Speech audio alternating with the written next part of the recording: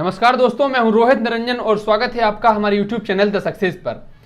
प्यारे साथियों, आज के इस वीडियो में हम जिस विषय का अभ्यास करने वाले हैं, जो प्रैक्टिस सेट लगाने वाले हैं, वो जो 15-20 प्रश्न आज होंगे, ये विभिन्न अलग अलग परीक्षाओं में पूछे गए प्रश्न हैं।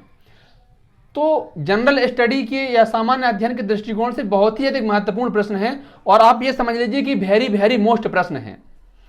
या तो ये डायरेक्ट प्रश्न पूछे गए हैं अलग अलग परीक्षाओं में, या इनसे संबंधित ही प्रश्न पूछे गए हैं। तो बढ़िया मजेदार आज के प्रश्न रहने वाले हैं और शुरू करते हैं आज का अभ्यास।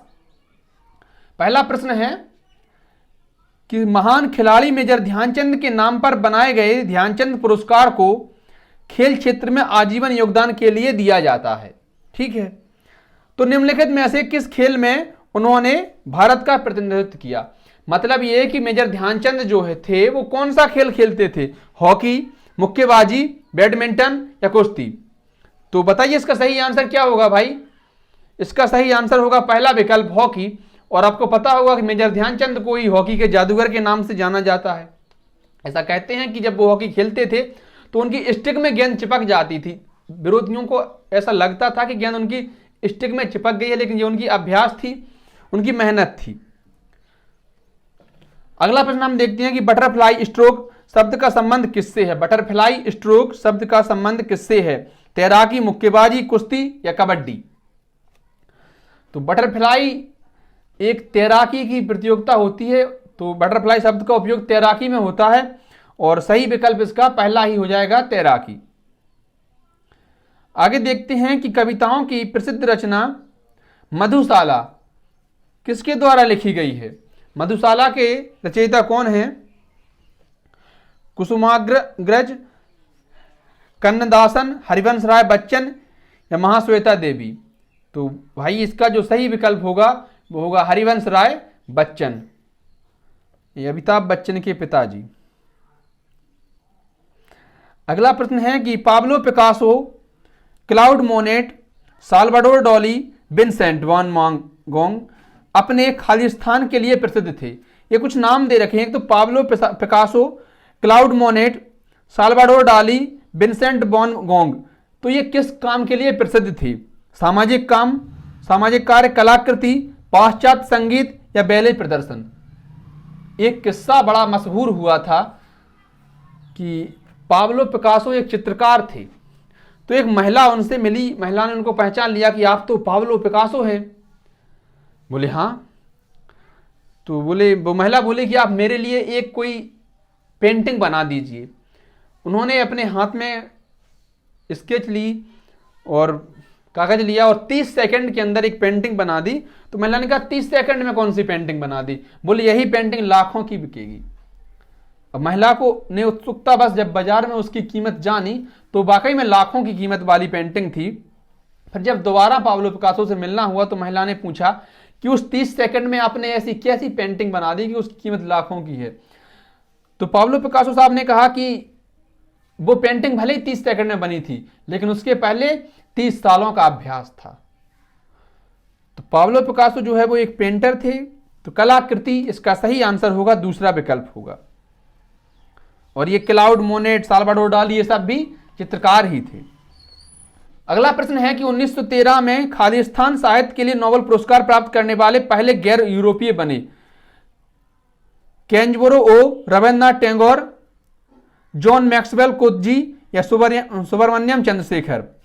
1913 में नोबेल पुरस्कार किसे मिला था जो पहले गैर यूरोपीय थे साहित्य के क्षेत्र में? तो ये थे रविन्द्रनाथ टैगोर, और इनकी पुस्तक रचना थी गीतांजलि, उसके लिए इनको साहित्य में नोबेल पुरस्कार मिला था। अगला प्रश्न है कि क्योटो प्रोटोकॉल किससे संबंधित है? वायु प्रदूषण, ग्रीन हाउस गैसें, जलवायु परिवर्तन या जल प्रदूषण? क्योटो प्रोटोकॉल जो है उसका सही आंसर होगा दूसरा विकल्प, ग्रीन हाउस गैसें। इनका उत्सर्जन रोकने के लिए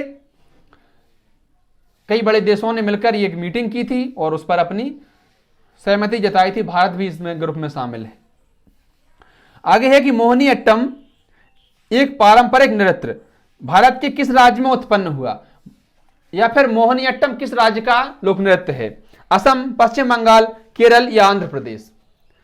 4 विकल्प हैं इन चारों में से सही क्या होगा? तो मोहिनीअट्टम का सही विकल्प होगा केरल। मोहिनीअट्टम जो है वो केरल में बहुत ज्यादा प्रसिद्ध है। इसके अलावा ये कुछ जो और दिख रहे हैं यह भी अत्यंत महत्वपूर्ण है नृत्य, और बहुत अलग अलग परीक्षाएं पूछे जाते हैं। जैसे भरतनाट्यम तमिलनाडु का है, कथक उत्तर भारत का है, या फिर यूं कहें कि उत्तर प्रदेश का है, कथकली केरला का है, और जो है कुचिपुड़ी आंध्र प्रदेश का है, ओडिसी उड़ीसा का है, और सत्रिया असम का है, मणिपुरी मणिपुर का है, मोहिनीअट्टम केरल का है। इसके अलावा रऊफ जो है वो जम्मू कश्मीर का है, भांगड़ा पंजाब का है, डांडिया गुजरात का है। तो ये कुछ और हैं जो बहुत अधिक परीक्षाओं में पूछे जाते हैं। अगला प्रश्न है कि भारत ने किस वर्ष में प्रोजेक्ट टाइगर प्रक्षेपण किया? तो प्रोजेक्ट टाइगर भारत में कब लाया गया? यह प्रश्न है 1962, 1989, 1973 या 1984। 4 विकल्प पर्यावरण का क्वेश्चन है, बढ़िया मजेदार प्रश्न है। तो बताइए इसका सही आंसर क्या होगा? भाई इसका सही आंसर होना है 1973, मतलब कि हमारा तीसरा विकल्प। आगे देखते हैं कि विष्णु के 5वें अवतार को किस रूप में जाना जाता है? भगवान विष्णु के 5वें अवतार को किस रूप में जाना जाता है? बराह अवतार, कृष्ण, वामन या नरसिंह? तो 5वें अवतार के बारे में कहा है, 5वां अवतार वामन अवतार है भगवान विष्णु का। और देखिए पहला अवतार जो है वो मत्स्य अवतार है, दूसरा क्रूम, तीसरा बराह, चौथा नरसिंह और 5वां वामन। छठा है परशुराम, 7वां राम, 8वां कृष्ण, 9वां बुद्ध और 10वां कल्कि। ऐसी मान्यता है कि ये विष्णु भगवान के 10 अवतार हैं। अगला प्रश्न है भाई कि केरल गॉड्स ऑन कंट्री पुस्तक के लेखक कौन है? शशि थरूर हैं, जी थायल हैं, सुधा मूर्ति या ठाकाजी शिवशंकरा पिल्लई? तो दोस्त इसका सही आंसर होगा पहला विकल्प शशि थरूर। अगला प्रश्न, संतोष ट्रॉफी किसकी विजेता टीम का पुरस्कार है? या फिर संतोष ट्रॉफी जो है वो किस खेल से संबंधित? हॉकी, बास्केटबॉल, फुटबॉल या वॉलीबॉल? तो संतोष ट्रॉफी जो है वो फुटबॉल के क्षेत्र में मिलती है और फुटबॉल टूर्नामेंट है ये संतोष ट्रॉफी। अगला प्रश्न, एनीथिंग बट खामोश किसकी जीवनी है? विवेक ओबरॉय, शत्रुघ्न सिन्हा, सलमान खान या अमिताभ बच्चन? खामोश शब्द से तो एक ही व्यक्ति प्रसिद्ध हैं, शत्रुघ्न सिन्हा साहब। तो एनीथिंग बट खामोश ये जो है उनकी जीवनी है शत्रुघ्न सिन्हा साहब की। दूसरा विकल्प हमारा सही होगा। अगला प्रश्न देखिए कि निम्नलिखित में से कौन चिकनकारी कढ़ाई के लिए एक प्रसिद्ध स्थान है? चिकनकारी कढ़ाई के लिए क्या प्रसिद्ध है? कौन सा शहर प्रसिद्ध है? रांची, लखनऊ, रायपुर या इंदौर? हर एक शहर की अपनी विशेषता होती है। जैसे रतलामी सेब प्रसिद्ध होते हैं, कश्मीर का केसर प्रसिद्ध होता है। ऐसे ही प्रश्न है कि चिकनकारी कढ़ाई के लिए कौन सा शहर प्रसिद्ध है? तो लखनऊ इसका सही आंसर होगा। लखनऊ की चिकनकारी कढ़ाई न सिर्फ भारत में बल्कि विदेशों में भी फेमस है। आगे है कि निम्नलिखित में से किस राज्य सरकार ने ई पंचायत पुरस्कार 2021 का शुभारंभ किया? ई पंचायत पुरस्कार 2021 का शुभारंभ किस राज्य सरकार ने किया? राजस्थान सरकार, हरियाणा सरकार, उत्तर प्रदेश सरकार या बिहार सरकार? तो इसका सही आंसर जो होगा उत्तर प्रदेश सरकार। आगे देखिए कि टेनिस में एक वर्ष में कितने ग्रैंड स्लैम टूर्नामेंट खेले जाते हैं? टेनिस के ग्रैंड स्लैम टूर्नामेंट्स के बारे में बहुत अधिक पूछा जाता है, जैसे विडम्बन है, ऑस्ट्रेलियाई ओपन, फ्रेंच ओपन है, तो इनके बारे में बहुत अधिक पूछा जाता है। इसमें 4 विकल्प हैं, 3, 5, 4 या 6। तो एक वर्ष में 4 ग्रैंड स्लैम टूर्नामेंट होते हैं, 4 इसका सही होगा तीसरा विकल्प। अगला प्रश्न देखिए भाई कि किसी क्षेत्र की जैव विविधता का एक अच्छा उपाय क्या है? जितने जानवर वहां पाए गए, जितने पेड़ वहां पाए गए, वहां जितने लोग मिले, या वहां पाई जाने वाली प्रजातियों की संख्या? तो कहां जैव विविधता बहुत बेहतर है, ये बहुत तय करती है कि वहां कितनी प्रजाति के जीव जंतु हैं, उनसे ही वहां की जैव विविधता का पता लगाया जा सकता है।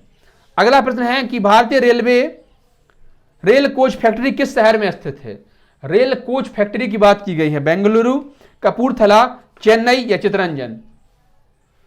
क्या इसका सही होना चाहिए, बताइए जल्दी से। कपूरथला, इसका कपूरथला सही हो जाएगा। तो रेल कोच फैक्ट्री जो है वो कपूरथला में है। आगे है कि भारत में कोविड-19 के खिलाफ टीकों के उपाय की औपचारिक स्वीकृति कौन देता है? जो कोविड की वैक्सीन आई हैं उनकी औपचारिक स्वीकृति किसने दी है? प्रधानमंत्री, माननीय राष्ट्रपति, केंद्रीय स्वास्थ्य मंत्री या drug controller general of India DGCI? तो इसका सही विकल्प जो होगा वो होगा drug controller general of India. इन्होंने ही कोविड की जो वैक्सीन आई है उनको अप्रूवल दिया है। अगला प्रश्न, निम्नलिखित में से कौन सा देश 2023 महिला T20 क्रिकेट विश्व कप की मेजबानी करेगा? या फिर 2023 का जो महिला T20 विश्व कप होगा वो किस देश में खेला जाएगा? भारत, बांग्लादेश, ऑस्ट्रेलिया या दक्षिण अफ्रीका? इसका जो सही आंसर होगा वो होगा दक्षिण अफ्रीका। दक्षिण अफ्रीका में 2023 का महिला T20 विश्व कप खेला जाएगा, जबकि भारत में 2023 का पुरुष विश्व कप खेला जाएगा, वनडे विश्व कप। और जो T20 विश्व कप भारत में होना था वो भारत की जगह अब UAE में होगा। अगला प्रश्न देखिए कि किसने सर्वश्रेष्ठ अभिनेता पुरुष श्रेणी में राष्ट्रीय फिल्म पुरस्कार 2021 प्राप्त किया है? अक्षय कुमार, नवाजुद्दीन सिद्दीकी, मनोज बाजपेयी या शाहरुख खान?